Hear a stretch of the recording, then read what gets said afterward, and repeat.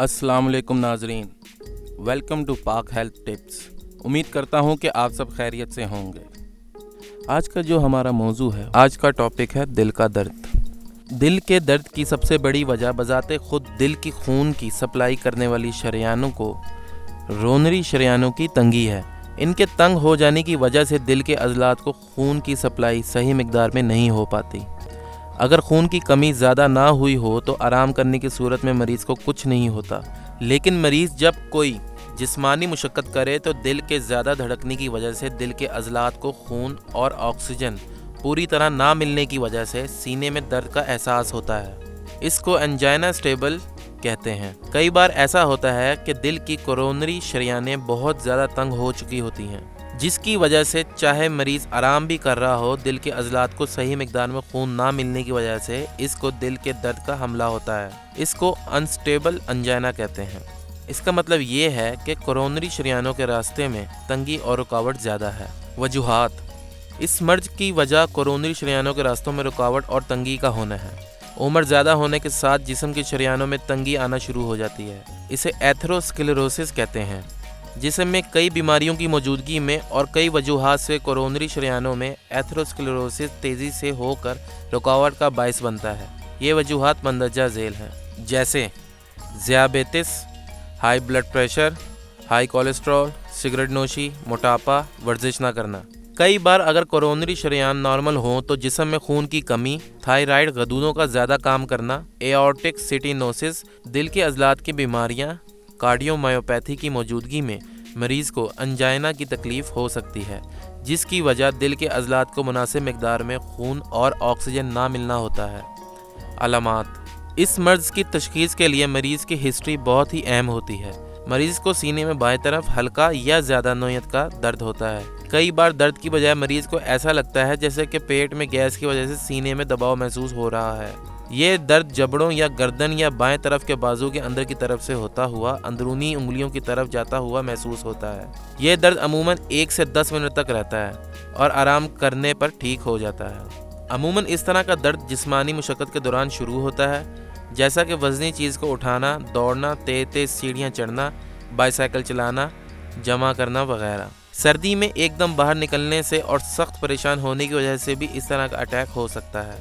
तिब्बी मुआयना: मरीज़ परेशान नज़र आता है। छाती में दर्द और तकलीफ़ की शिकायत, कई बार छाती में दर्द के साथ पसीना आने की शिकायत। अटैक के दौरान दिल का मुआयना अमूमन नॉर्मल होता है, लेकिन कभी कभी माइट्रल वालों के एरिया में वक्ती तौर पर सिस्टोलिक मर्ज सुनाई दे सकता है या दिल की दूसरी आवाज़ नॉर्मल से छोटी सुनाई देती है। ईसीजी: अटैक के दौरान ईसीजी करने पर एसटी सेगमेंट और टीवीयू में तब्दीलियां नज़र आती हैं। दिल के अंदर कंडक्शन के एबनॉर्मल होने पर ECG left bundle branch block भी देखा जा सकता है। अटैक ख़त्म होने पर ईसीजी नॉर्मल हो जाती है।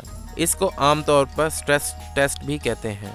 ये टेस्ट उस वक्त करवाया जाता है जब मुआलिज को पूरा यकीन ना हो कि मरीज़ को अंजाइना की बीमारी है।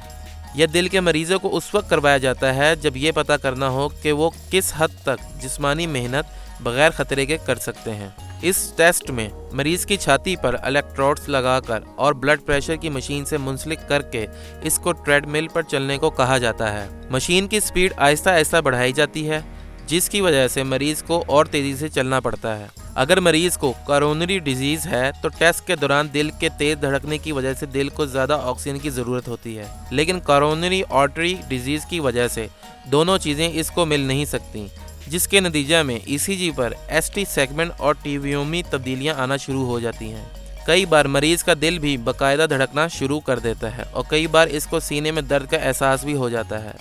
मरीज़ के ब्लड प्रेशर को भी मतवातर रिकॉर्ड किया जाता है। अंजाइना के अटैक के दौरान अगर ब्लड प्रेशर बहुत कम हो जाए तो ख़तरनाक सूरत हाल को ज़ाहिर करता है।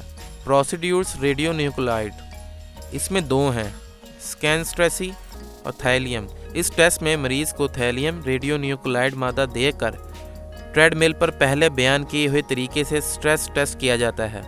दिल के स्कैन किए जाते हैं।